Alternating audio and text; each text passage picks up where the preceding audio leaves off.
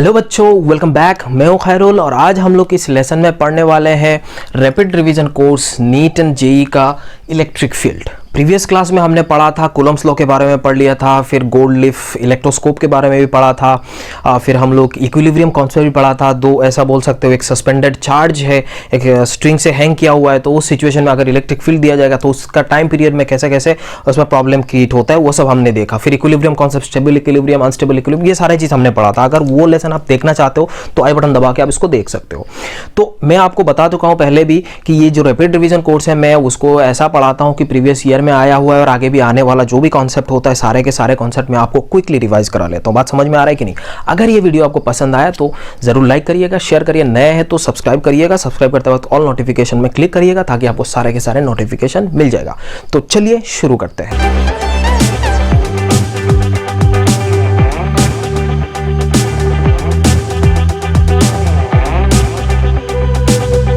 हाँ, तो हमारा इलेक्ट्रिक फील्ड है। ये इलेक्ट्रिक फील्ड होता क्या है? ये फील्ड है, यहाँ से कुछ तो जानकारी मिल रही है, कुछ तो कुछ एरिया होगा और इलेक्ट्रिक मतलब चार्ज के बारे में बात कर रहे हैं। इसका मतलब हमने वैसे ही पहले इससे चार्ज के बारे में क्योंकि इलेक्ट्रो मतलब चार्ज होता है और इलेक्ट्रोस्टैट्स पढ़ रहे हैं जब चार्ज रेस्ट में होता है। मानो कि एक रेस्ट चार्ज है, एक रेस्ट चार्ज है, चार्ज रेस्ट में है, पॉजिटिव चार्ज लगाया हुआ है, तो इसका एक इमेजिनरी एक स्पेस होता है, इमेजिनरी एक एरिया होता है जिसके अंदर कोई दूसरा अगर आप चार्ज ले आते हो तो इसके कारण यहाँ पे एक फोर्स एग्जर्ट होता है। इसका मतलब ये जो इलेक्ट्रिक फील्ड है वो क्या है? इट कैन एक्सर्ट, ऐसा लिख सकते हो, it can exert a force on rest charge. ये क्या कर सकता है? रेस्ट चार्ज के ऊपर एक फोर्स एक्सर्ट कर सकता है। और ये तो हो गया उसका बेसिक फंडा है। तो आप बोल भी सकते हो जैसे हम लोग मूवी में देखा होगा कि जो विलन होता है उसका एक इलाका होता है, वहाँ पे आएंगे तो लोगों को मारता है, पीटता है, कूदता है कि नहीं? तो यहाँ पे भी वही कांड है। तो इलेक्ट्रिक फील्ड ये हो गया, उसका फिजिकल डेफिनेशन हमने पता चल लिया। और इसका जो मैग्नीट्यूड है, जो मैग्नीट्यूड के बारे में अगर बात करोगे तो वो होता है electric field equals to force per unit positive charge. क्या होता है? Force per unit positive charge को हम लोग इलेक्ट्रिक फील्ड बोलते हैं। बात समझ में आ रहा है? जैसे ये पॉजिटिव चार्ज है, पॉजिटिव चार्ज मानो एक पॉजिटिव चार्ज है, तो ये पॉजिटिव चार्ज से इलेक्ट्रिक फील्ड ऐसे निकलता है, ये हम जानते हैं, ये इलेक्ट्रिक फील्ड को निकलता है और ये टर्मिनेट होता है इन्फिनिटी में, है कि नहीं? तो ये पॉजिटिव चार्ज जो चार्ज है वो हमारा सोर्स हो गया। अगर ये निगेटिव चार्ज है तो उसमें टर्मिनेट होता है। बात समझ में आ रहा है? उसमें टर्मिनेट होता है और इसका सोर्स होता है इन्फिनिटी में, ये हम जानते हैं। बात समझ में आ रहा है? तो अब अगर दो चार्ज को, मानो कि ये दोनों चार्ज को, मैंने पहले भी बोला था इंडक्शन के बारे में जब बात किया था, तो अगर दो चार्ज को मैं एक साथ लगा देता हूं तो इसका इलेक्ट्रिक फील्ड तो पहले से ही है, इसके कारण इसमें इलेक्ट्रिक फील्ड का कुछ चेंज आ जाता है। या फिर हो सकता है अगर इस डायरेक्शन पे है तो ये तो दोनों एक ही डायरेक्शन पे, तो इसका इलेक्ट्रिक फील्ड इसमें ज़्यादा हो जाएगा। अगर दोनों सेम चार्ज का है, अगर दोनों सेम चार्ज का, मानो ये पॉजिटिव ये भी पॉजिटिव है, तो इससे ये निकलेगा, ऐसा होके निकलेगा, इसमें भी ऐसा निकलेगा, और ये तो ऐसे ही पहले से ही है हमारा इलेक्ट्रिक फील्ड का डायरेक्शन, है ना? तो ये सब चीज़ होता है, ये बेसिक चीज़ें हैं जो आपको पता है, वो इतना मैं डिस्कस नहीं करूँगा। आप थियोरेटिकल पार्ट है, आप थोड़ा देख लेना। जो भी कॉन्सेप्चुअल है मैं ये आपको इधर बताने वाला हूँ। वैसे ही ये इलेक्ट्रिक फील्ड के प्रॉपर्टी के बारे में हम वैसे ही पढ़ेंगे आगे जाके। अभी तो जितना इलेक्ट्रिक फील्ड होता है उसके बारे में थोड़ा पढ़ लेते हैं, प्रॉपर्टीज़ वगैरह हम बाद में पढ़ेंगे, है ना? अभी दूसरा टॉपिक आता है electric field due to a point charge. एक पॉइंट चार्ज के कारण इलेक्ट्रिक फील्ड क्या होता है? मानो कि एक पॉइंट, यहाँ पे एक चार्ज है जो प्लस क्यू है, इससे आर दूरी पे, ये आर दूरी पे हमने किसी भी एक पॉइंट पे हम इलेक्ट्रिक फील्ड निकालना चाहते हैं। तो इस पॉइंट पे मान लेते हैं यहाँ पे एक यूनिट पॉजिटिव चार्ज है। क्या है? एक यूनिट पॉजिटिव चार्ज है। तो हम इसको ऐसे लिख सकते हैं, ये इलेक्ट्रिक फील्ड का डायरेक्शन ये है, क्योंकि मैग्नीट्यूड ऑफ इलेक्ट्रिक फील्ड ऐसा होता है ए इक्वल्स टू, हम बोल सकते हो ई मैग्नीट्यूड इंटू एन कैप। ये एन कैप, एन डायरेक्शन किसका बताता है कि ये इलेक्ट्रिक फील्ड का डायरेक्शन कैसा है। यहाँ पे पॉजिटिव चार्ज पकड़ा तो इसका डायरेक्शन इससे बाहर हुआ होगा। बात समझ में आया? अब ये डिस्टेंस को मैं अगर आर मान लेता हूँ तो इसका इलेक्ट्रिक फील्ड होता है फोर्स पर यूनिट लेंथ। हम जानते हैं कि q divided by r square, और ये पॉइंट चार्ज है तो इसके बारे में हम यहाँ पे इलेक्ट्रिक फील्ड निकालना चाह रहे हैं, तो उस चार्ज से आप इसको डिवाइड कर लोगे तो ये इलेक्ट्रिक फील्ड बन जाएगा। अगर इसको वेक्टर फॉर्म में लिखना चाहते हो तो E equals to k q divided by r square into r cap. अब ये आर वेक्टर कैसे है? अब ये पॉइंट और ये पॉइंट, आप इस पॉइंट पे निकालना चाहते हो, जिस पॉइंट पे निकालना चाहते हो उस पॉइंट पे हम वेक्टर का हेड लगा देते हैं। क्या लगा देते हैं? हेड। और जिसके कारण निकालना चाह रहे हो तो वो हमारा ओरिजिन बन जाता है। बात समझ में आया? तो इसको हम लोग आर वेक्टर लगाते हैं। अगर ये ऐसे डायरेक्शन में है, ऑपोजिट डायरेक्शन पे, तो ये माइनस आर वेक्टर है। अगर इसको और अच्छे से लिखना चाहते हो तो ऐसे लिख सकते हो कि q divided by r cube into r vector. तो ये वेक्टर फॉर्म में हो गया। बात समझ में आया? ये तो बेसिक था पॉइंट चार्ज। ये यहाँ से हमारा शुरुआत होता है एक्चुअल में। दूसरा होता है अगर electric field due to extended body. अगर एक्सटेंडेड बॉडी के बारे में बात किया जाए, एक्सटेंडेड बॉडी तो आप जानते ही हैं, थोड़ा बड़ा बॉडी है। तो ये मान लो ये मेरा एक्सटेंडेड बॉडी है, यहाँ पे चार्ज डिस्ट्रीब्यूटेड है, उसमें अंदर ही चार्ज पूरा डिस्ट्रीब्यूटेड है। इससे इतना दूरी पे एक पॉइंट है, उस पॉइंट में हमें इलेक्ट्रिक फील्ड निकालना है। तो इस सिचुएशन में इलेक्ट्रिक फील्ड ऐसे निकला हुआ जाएगा क्योंकि ये पॉजिटिव चार्ज है। तो इस पॉइंट का इलेक्ट्रिक फील्ड इस डायरेक्शन पे, ये हमें पता चला। बट इसके तो ये टोटल हुआ, बट हमने क्या करा, एक छोटा सा एक चार्ज पकड़ा क्योंकि यहाँ पे डिस्ट्रीब्यूटेड है। ये हम अचानक से ऐसा नहीं बोल सकते हैं, है ना। जो भी हम कूलॉम्स लॉ के बारे में जब पढ़ा था, ये कूलॉम्स लॉ से ही आता है ना। तो जब भी हम कूलॉम्स लॉ के बारे में पढ़ते हैं तो कूलॉम्स लॉ सिर्फ और सिर्फ पॉइंट चार्ज के लिए होता है। तो पहले हम इसको एक छोटा सा चार्ज मान लेते हैं जिसका चार्ज dq है। अगर इसका बोल सकते हो, अगर इसका charge density sigma coulomb per metre square है तो आप इसमें dq का वैल्यू निकाल सकते हो। dq equals to sigma into ये छोटा सा एलिमेंट का एरिया लगा देना है dA। बात समझ आया? तो यहाँ से हमने इसको ऐसा करा और ये पॉइंट पे आपका DE आया, तो आप बोल सकते हो DE इक्वल्स टू के DQ डिवाइडेड बाई ये R स्क्वायर। अगर इसका टोटल वैल्यू निकालना चाहते हो तो इसको इंटीग्रेट कर दो, D इक्वल्स टू इंटीग्रेशन के DQ divided by R square. ये आप एक्सटेंडेड बॉडी का निकाल सकते हो। बात समझ में आया? अभी हम लोग थोड़ा यहाँ पे एक टेस्ट चार्ज के बारे में पढ़ते हैं। ये टेस्ट चार्ज होता क्या एक्चुअल में, टेस्ट चार्ज क्यों बोलते हैं उसको, ये सब चीज़ हम अभी पढ़ने वाले हैं ना। तो जुड़े रहिए मेरे साथ। हाँ तो बच्चों, यहाँ पे हम लोग टेस्ट चार्ज के बारे में थोड़ा समझ लेते हैं। मानो कि एक बॉडी है, बड़ा सा एक बॉडी है, स्फीयर हो सकता है, सिलेंड्रिकल बॉडी, कुछ भी हो सकता है। तो ये पॉजिटिव चार्ज है, इसमें पॉजिटिवली चार्ज्ड है, तो इसके कारण इलेक्ट्रिक फील्ड ऐसे बाहर आते हुए, अगर इस पॉइंट पे हम एक चार्ज को रख दें, इस पॉइंट पे अगर एक चार्ज को हम रख दें, तो उस सिचुएशन में आप क्या बोल सकते हो कि यहाँ पे कितना इलेक्ट्रिक फील्ड होगा, ये आप निकालना चाहते हो। अब इसको निकालने के वक्त क्या होगा, देखो हमने क्या करा, ऐसे इंडक्शन के बारे में मैंने ऐसे बोला था कि जब मानो कि एक ऐसा एक बॉडी है और इसमें क्या है, एक चार्ज आपने लगा दिया, तो यहाँ पे क्या होता है, चार्ज का डिस्ट्रीब्यूशन थोड़ा चेंज हो जाता है, इंडक्शन होता है। मानो यहाँ पे पॉजिटिवली चार्ज था तो ये सारे इस डायरेक्शन पे चले जाएंगे, या फिर न्यूट्रल होता तो यहाँ पे नेगेटिव आ जाएगा, है कि नहीं।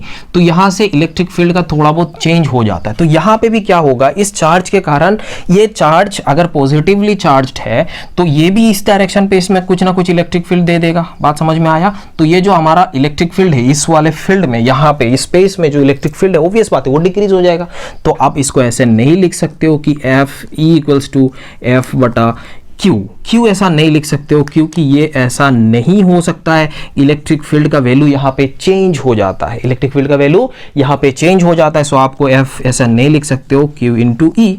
तो इस सिचुएशन में हम क्या करते हैं, अगर हम यहाँ पे इस चार्ज को बहुत ही छोटा मान लेते हैं, मानो ई इक्वल्स टू, अगर मैंने ऐसा बोला F divided by Q, but इस सिचुएशन में अगर इस क्यू को मैंने बहुत ही छोटा माना, del q is very very small, तो इस सिचुएशन में लिमिट टेंड्स टू 0 और f डिवाइडेड बाई q, तो उस सिचुएशन में आप लिख सकते हो f divided by q not. अब ये q नॉट को ही हम लोग बोलते हैं टेस्ट चार्ज। क्या बोलते हैं इसको? Test charge. तो ये जब बहुत ही छोटा है, बहुत ही छोटा चार्ज होता है, और इसको हम लोग E equals to F divided by q naught बोलते हैं, और जो q नॉट है वो हमारा टेस्ट चार्ज है। आई होप आपको ये समझ में आया मैंने क्या बोलने का कोशिश करा। एक्चुअल में ऐसा क्यों हो रहा है, बिकॉज ऑफ दैट ये इंडक्शन हो रहा है। पहले तो उसका पास कुछ इलेक्ट्रिक फील्ड है, बट यहां पे क्या हो रहा है, इस पोर्ट्स, इस यहाँ पे जो भी आपका चार्ज है उसके कारण भी इलेक्ट्रिक फील्ड आ रहा है। तो इस में जो हम F equals to Q E लिखते हैं ना, ये टोटल इलेक्ट्रिक फील्ड लिखते हैं। क्या लिखते हैं? Total electric field. बात समझ में आया? तो ये वाला ई नहीं है, ये आया समझ में? तो इस सिचुएशन में इसको करते हैं। अगर चार्ज बहुत ही छोटा तो इसके कारण इलेक्ट्रिक फील्ड बहुत ही छोटा होगा, दैट्स वाई इसको हम लोग छोटा मान के आगे बढ़ते हैं। अभी हम लोग पढ़ने वाले हैं effect of electric field on moving charge. Effect of electric field on moving charge. मानो कि ये इलेक्ट्रिक फील्ड ऐसे डायरेक्शन पे है, ये इलेक्ट्रिक फील्ड है, और इस पूरा फील्ड में मैंने एक पॉजिटिव चार्ज यहाँ पे प्लस क्यू चार्ज मैंने इस पॉइंट पे यहाँ पे रख दिया। तो अगर यहाँ पे मैंने प्लस क्यू रखा, तो ये बहुत ही छोटा है। तो इस सिचुएशन में इसमें एक फोर्स लगेगा, मान लो पॉजिट्रॉन लगा दिया, प्रोटॉन लगा दिया, पॉजिटिव इलेक्ट्रॉन लगा दिया, है ना। तो इसका फोर्स क्या हो जाएगा, F equals to Q E, और ये इस डायरेक्शन पे चले जाएगा। बात समझ में आ रहा है। ये अगर इसका वेलोसिटी u इक्वल्स टू 0 है तो बोला कि आफ्टर टाइम t आप बताओ इसका वेलोसिटी कितना होगा, तो आराम से आप यहाँ पे एक्सीलरेशन इज कांस्टेंट आप बोल के भी आगे बढ़ सकते हो। Acceleration equals to Q E divided by m, और v equals to u plus A T लगा सकते हो, या फिर अगर s निकालना चाह रहा है तो u t plus half A T square कितना दूर जाएगा, ये वगैरह वगैरह जो भी काइनेमेटिक्स का पोर्शन है आप यहाँ से इसको निकाल सकते हो। मैंने ऐसे काइनेमेटिक्स में बोला था शायद कि आप, या फिर मैंने स्ट्रेटेजी जो बताया था, स्ट्रेटेजी में कैसे कैसे पढ़ना है, कौन सा टॉपिक पढ़ना है, अगर वो वीडियो आप देखना चाहते हो तो आई बटन दबा दीजिएगा, आपको पूरा समझ में आ जाएगा कैसे पढ़ना है, कैसे तैयारी करना है, ये जो अभी लॉकडाउन के टाइम है उस सिचुएशन में। ठीक है, आगे बढ़ते हैं यहाँ पे। तो इस मैकेनिक्स का बहुत ही इस्तेमाल होता है यहाँ पे इलेक्ट्रोस्टैटिक्स में। 12 तक आपको उतना फील नहीं आया होगा, बट अभी जो कॉम्पिटिटिव एग्जाम है ना, तो मैकेनिक्स को भी इंक्लूड करके आपको क्वेश्चन पूछा जाता है। आ रहा है समझ में?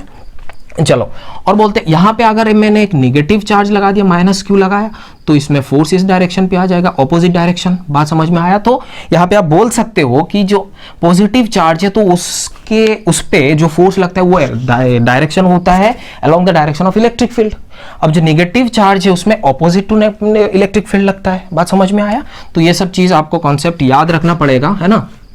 दूसरा बात, अगर एक इलस्ट्रेशन हम लेते हैं, मानो इस इलस्ट्रेशन में मैंने बोला कि मैंने एक ग्राउंड से एक चार्ज जिसका चार्ज q है और मास m है, मैंने इसको प्रोजेक्ट करा with velocity u at an angle theta. तो ये क्या हो जाएगा, यहाँ पे तो ग्रेविटेशनल फील्ड है तो लगा g नीचे की डायरेक्शन पे, बहुत अच्छी बात है, ये प्रोजेक्टाइल मोशन हुआ। बट अगर इस सिचुएशन में इसमें इलेक्ट्रिक फील्ड भी है, अगर ये presence of electric field and gravitational force है और इलेक्ट्रिक फील्ड का डायरेक्शन डाउनवर्ड डायरेक्शन पे है, तो क्या होगा। अब देखो इस पॉइंट पे अगर आफ्टर टाइम t इस पॉइंट पे हम गए तो आप बोल सकते हो इसमें फोर्स क्या क्या लग रहा है, एक mg तो लग ही रहा है, और ये चार्ज पॉजिटिवली चार्ज है तो यहाँ पे भी डायरेक्शन नीचे की डायरेक्शन पे, तो इसमें भी फोर्स लगेगा q इंटू ई। तो अब यहाँ पे नीचे की डायरेक्शन पे ये फोर्स लग रहा है, तो डाउनवर्ड डायरेक्शन पे एक्सीलरेशन अगर निकालना चाहते हो, acceleration equals to F Y divided by mass, आप बोल सकते हो g divide plus Q E divided by mass. अब इसको आप बोल सकते हो g इफेक्टिव या फिर ए वाई। अब वही पुराना केस है जो प्रोजेक्टाइल मोशन में हमने पढ़ा था, जो प्रोजेक्टाइल केस में हमने पढ़ा था, सारे के सारे वही प्रोजेक्टाइल केसेस आप यहाँ से इस्तेमाल कर सकते हो, इसमें कोई शक वाली बात नहीं है। जो भी प्रोजेक्टाइल का रेंज निकालना चाह रहा है, मैक्सिमम हाइट निकालना चाह रहा है, कितना टाइम में यहाँ पे पहुंचेगा वगैरह वगैरह सब कुछ आप यहाँ से निकाल सकते हो। बट एक चीज एक्स्ट्रा आया जो Q E divided by M, उसको थोड़ा ध्यान से देखना है और उसको इंक्लूड करना है साथ में, है ना। तो कभी कभी आपको कंफ्यूज करने के लिए ऐसे इलेक्ट्रिक फील्ड दे सकता है, आप भूल जाओगे आपने प्रोजेक्टाइल तो ऐसे नहीं पढ़ा था, आपने तो प्रोजेक्टाइल में ऐसा सिर्फ ग्रेविटेशनल फोर्स पढ़ा था और ए वाई का वैल्यू जी था, तो सिंपल हमने जी लगाया और बाद में पता चला आप उल्लू बन गए। बस समझ में आया? लेकिन आप उल्लू नहीं, आप स्मार्ट बच्चे हो, इसीलिए आपको ये सब सारे चीज ध्यान में रखना है। दूसरा जो कॉन्सेप्ट है उसको मैं यहां पे इलस्ट्रेट कर लेता हूं। मानो कि मैंने बोला एक बार एक सिंपल पेंडुलम जैसा है, यहां पे एक स्ट्रिंग से मैंने एक मास जिसका चार्ज q है मैंने इसको ऐसे लटका दिया और इसमें टाइम पीरियड निकालने को आपको बोला। टाइम पीरियड आप कैसे निकाल सकते हो, t equals to 2 pi into L divided by g. अब ये g कौन सा है, डाउनवर्ड डायरेक्शन का एक्सीलरेशन। या फिर यहां पे अगर मैंने बोला कि भैया इसमें इलेक्ट्रिक फील्ड अपवर्ड डायरेक्शन पे है, इलेक्ट्रिक फील्ड अपवर्ड डायरेक्शन पे, तो उस सिचुएशन में क्या होगा, ये तो ऑसिलेट करेगा, इसीलिए तो इसमें आएगा। चलो इस सिचुएशन में देखो इसमें फोर्स क्या क्या लग रहा है, mg डाउनवर्ड डायरेक्शन पे है और अपवर्ड डायरेक्शन पे QE लग रहा है। क्या लग रहा है, अपवर्ड डायरेक्शन पे QE। अब अगर नेट फोर्स देखा जाए तो G QE ये हो जाएगा। अब यहां पे इफेक्टिव G अगर देखा जाए तो क्या होगा, इफेक्टिव G, इससे इफेक्टिव G इक्वल्स टू आप बोल सकते हो G minus QE divided by M। अब ये जो पेंडुलम का केस है, टाइम पीरियड का केस है, तो यहाँ पे आप जी इफेक्टिव बोलोगे, इसका मतलब t will be 2 pi under root L divided by G effective, और ये जी इफेक्टिव का वैल्यू यहाँ पे भी पुट करना है। देखो दोबारा आपको यही उल्लू बनाने का कोशिश करा बट आप नहीं बने, क्यों? क्योंकि आपको ये कॉन्सेप्ट पता है। बात समझ में आया? तो देखो यहाँ पे हमने क्या करा, अपवर्ड डायरेक्शन पे इलेक्ट्रिक, अगर डाउनवर्ड डायरेक्शन पे इलेक्ट्रिक फील्ड होता तो ये प्लस होता। बात समझ में आ रहा है? तो यहाँ से इस सिचुएशन में टाइम पीरियड इंक्रीज हो गया, देखो टाइम पीरियड क्या हुआ, इंक्रीज हुआ। अगर इसमें नीचे के डायरेक्शन पे होता तो टाइम पीरियड डिक्रीज हो जाता। आई होप आपको इतना समझ में आ गया। और भी हम थोड़ा केस, एक छोटा सा केस, अगर ये पेंडुलम को मैंने लिक्विड में डाल दिया, वाटर में डाल दिया, तो उस सिचुएशन में टाइम पीरियड का क्या दिक्कत होगा। अब जल्दी पॉज करिए, अब थोड़ा सोच लीजिए, बात समझ में आया। तो बच्चों इस केस में तीसरा इलस्ट्रेशन है हमारा। इस इलस्ट्रेशन में क्या बोला, ऐसे पेंडुलम पहले पुराना जैसा केस है उसमें, लेकिन यहां पे लिक्विड के अंदर है ये। तो अब इसमें क्या होगा, देखो जिसके जी इफेक्टिव हमें निकालना है। तो जी इफेक्टिव निकालने के लिए अब देखो यहाँ पे mg लग रहा है और ये इलेक्ट्रिक फील्ड अपवर्ड डायरेक्शन पे हम बोल लेते हैं। तो mg माइनस क्यू ई, ये तो बराबर समझ में आया। बट ये लिक्विड, ये यहाँ पे लिक्विड है, लिक्विड के कारण यहाँ पे बाउंड फोर्स लगता है। और आप जानते हो बाउंड फोर्स क्या है, आर्किमिडीज ने बताया था, याद आ रहा है कुछ। बाउंड फोर्स होता है F B equals to rho L EV into g. ये होता है एक्चुअल में bound force is the weight of displaced liquid. ये क्या होता है, वेट ऑफ डिस्प्लेस्ड लिक्विड। मानो कि आपने एक बॉडी को पानी के अंदर डुबो दिया, बात समझ में आया। तो उस बॉडी पानी अंदर गया तो पानी तो कुछ डिस्प्लेस हुआ होगा, उस खाली जगह मिला और वो अंदर गया होगा, बात समझ में आ रहा है। तो कितना अंदर गया है वो अब वॉल्यूम, बॉडी का वॉल्यूम से निकाल सकते हो। मतलब कितना सबमर्ज है, कितना इमर्ज है, वो जितना वॉल्यूम नीचे पानी के अंदर है वो वॉल्यूम आएगा यहाँ पे, है ना। और ये जो रो मैंने लिखा, ये this is the density of liquid और जी तो जी है। तो ये पार्ट पूरा हो गया, mass of water displaced multiplied by g. अब यहां से इसको आप आराम से लिख सकते हो, g effective will be g minus q E divided by m, पहले वाला। बट यहाँ पे एक्स्ट्रा आया बाउंड फोर्स, तो माइनस करके आप यहां से ये वाला फोर्स लगा सकते हो। यहाँ से मास को माइनस करना है, rho L B minus M करना है, एम ऑफ वाटर। इसमें आप क्या कर सकते हो, मास ऑफ दिस बॉडी ऐसे करके आप बोल सकते हो इनटू जी। ये आपने बोल दिया, इसको मिटा देते हैं।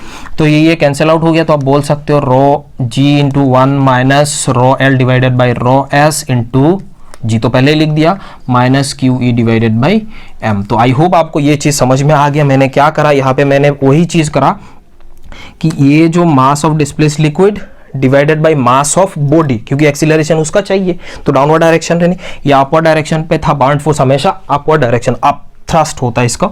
तो ये आप बोल सकते हो जे इफेक्टिव, और आप टी का वैल्यू में यहाँ पे इसको पुट कर दो, कोई दिक्कत वाली बात नहीं है। तो यहाँ से आपको ऐसा थोड़ा लिंक करके आपको क्वेश्चन पूछ सकते हैं। फ्लूइड मैकेनिक्स का भी साथ में है, एज वेल एज ये इलेक्ट्रोस्टैटिक का है, फिर एसएचएम भी है। तीन चीज यहाँ पे एक साथ आपको पूछ लिया। तो आई होप आपको ये कॉन्सेप्ट मैंने जो अभी बताया वो कॉन्सेप्ट आपको समझ में आ गया। नेक्स्ट क्लास में हम लोग पढ़ने वाले हैं इलेक्ट्रिक फ्लक्स के बारे में, इलेक्ट्रिक फ्लक्स, फिर इलेक्ट्रिक फील्ड वगैरह, इलेक्ट्रिक फ्लक्स, गॉस थ्योरम वगैरह वगैरह हम लोग पढ़ेंगे। तो आई होप आपको ये अच्छा लगा होगा। अगर अच्छा लगा तो जरूर लाइक करिएगा, शेयर करिए अपने दोस्तों के साथ। मिलते हैं अगले लेक्चर पे।